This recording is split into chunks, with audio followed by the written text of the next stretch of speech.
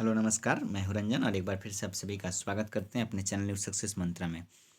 तो दोस्तों, आपको बता दें कि आज हम फिजिक्स के 15 ऐसे महत्वपूर्ण लॉन्ग क्वेश्चंस लेके आए हैं जो कि दीर्घ उत्तरीय प्रश्न आपके एग्जाम में पूछेगा। तो बिल्कुल ही इम्पोर्टेंट ये दीर्घ उत्तरीय प्रश्न है।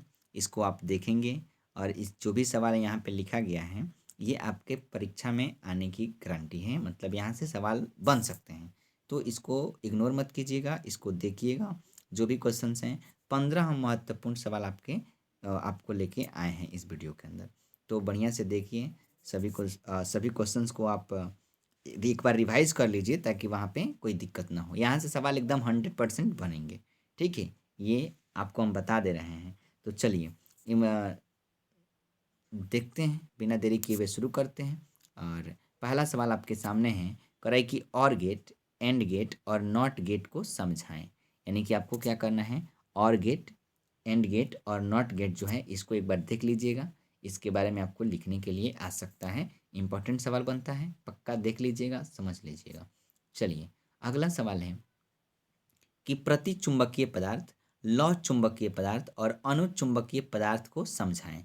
यानी कि प्रति चुंबकीय पदार्थ क्या है, लौह चुंबकीय पदार्थ क्या है, अनुचुंबकीय पदार्थ क्या है, इसके बारे में भी आपको क्या करना है, बताना है। ठीक है, चलिए अगला सवाल है कि मानव दृष्टि दोष को समझाएं एवं उनके निवारण के उपाय बताएं। तो मानव दृष्टि दोष जो भी है, मानव के दृष्टि देखने संबंधित जो दोष है, विकार है, उसके बारे में आपको समझाना है और उसके निवारण को कि इसका हल कैसे हो सकता है, मतलब इसको हम लोग कैसे इसके निवारण कर सकते हैं, इसके बारे में आपको बताना है। क्वेश्चन नंबर 3 इसको देख के जाइएगा। ठीक है, तो हम आपको बता देते हैं कि सभी इंपॉर्टेंट सवाल हैं। अगला सवाल है कि अवतल सतह के लिए दिए गए सूत्र को स्थापित करें। अवतल सतह के लिए, ठीक है, म्यू 2 माइनस म्यू 1 बट्टा आर बराबर म्यू 2 बट्टा भी माइनस म्यू 1 बट्टा यू। इसको एक बार आप सत्यापित कर लीजिएगा। ठीक है, इसको बढ़िया से देख लीजिएगा और डेली बाई अल्टरनेट डे पे करते रहिए, इसको सत्यापित करते रहिए। जैसे आज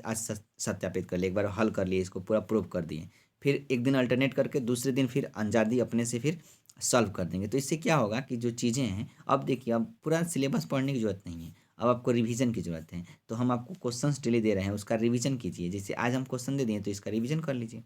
ठीक है, फिर अगले दिन हम सवाल लेके आएंगे, वैसे उसका भी रिवीजन कर लीजिए। तो अवतल सतह के लिए आपके दिए गए सूत्र को क्या करना है, सत्यापित करना है। म्यू 2 माइनस म्यू 1 बट्टा आर बराबर म्यू 2 बट्टा भी माइनस म्यू 1 बट्टा यू, इसको अवतल सतह के लिए। चलिए अगला सवाल है 5 नंबर कि किरचॉफ के नियमों को लिखें तथा समझाएं। इन नियमों का उपयोग कर हीट स्टोन ब्रिज के संतुलन की अवस्था प्राप्त करें। यानी कि किरचॉफ के नियम को बताना है और इस नियमों का उपयोग कर हीट स्टोन ब्रिज के जो संतुलन की अवस्था है उसको भी प्राप्त करना है, आपको सॉल्व करना है, बताना है।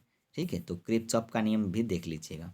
छठा जो सवाल है, विद्युत फ्लक्स क्या है और गॉस का प्रमेय लिखे तथा साबित करें।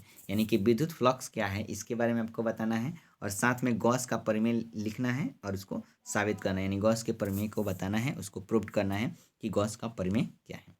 चलिए ये भी हो गया। सातवां जो है, प्रिज्म सूत्र जो है साबित करें। यानी प्रिज्म जो फार्मूला होता है, ठीक है, प्रिज्म फार्मूला, उसको आपको क्या करना है, प्रूव करना है। बढ़िया सवाल है, आप उसको पक्का देखिएगा और समझ लीजिएगा एक बार ध्यान से।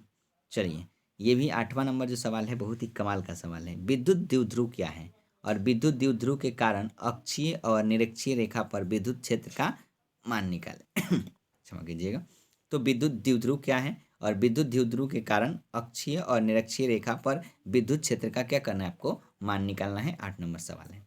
चलिए 9 नंबर जो सवाल है वो कह रहा है कि बायो सावर्ट नियम लिखें। बायो सावर्ट का नियम लिखें, किसी धारावाही वृत्ताकार लूप के किसी अक्ष के किसी बिंदु पर चुंबकीय क्षेत्र का मान निकालना है। तो इसको भी देख लीजिएगा कि किसी धारावाही वृत्ताकार लूप के किसी अक्ष के किसी बिंदु पर चुंबकीय क्षेत्र का मान आपको बताना है। चलिए अगला सवाल है, बहुत इंपॉर्टेंट सवाल है, इसको एकदम इंपॉर्टेंट मानिएगा। 10 नंबर सवाल कि साइको इलेक्ट्रॉन क्या है।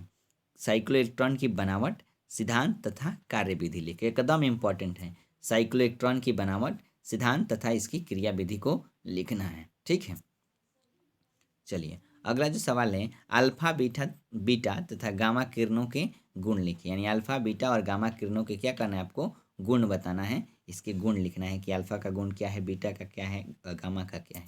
ठीक है, चलिए 13 नंबर सवाल, लेंस मेकर सूत्र साबित करें। ये भी एकदम इम्पोर्टेंट मार्क कीजिएगा। लेंस मेकर सूत्र को साबित करना है। 1/f बराबर mu minus 1 into 1/r1 minus 1/r2। इसको देख लीजिएगा। ठीक है, लेंस मेकर फार्मूला है, इसको प्रूव करना है आपको। चलिए अगला है कि प्रकाश के विद्युत प्रभाव क्या है तथा इसके नियम को लिखिए। प्रकाश के विद्युत प्रभाव क्या है और इसके नियम को क्या करना है, लिखना है। चलिए आगे है कि विद्युत चुंबकीय प्रेरण क्या है, विद्युत चुंबकीय प्रेरण क्या है और वैद्युत चुंबकीय प्रेरण संबंधित फैराडे का नियम लिखिए। ठीक है, वैद्युत चुंबकीय प्रेरण संबंधित क्या करना है, फैराडे का नियम लिखना है और विद्युत चुंबकीय प्रेरण क्या है इसके बारे में आपको बताना है।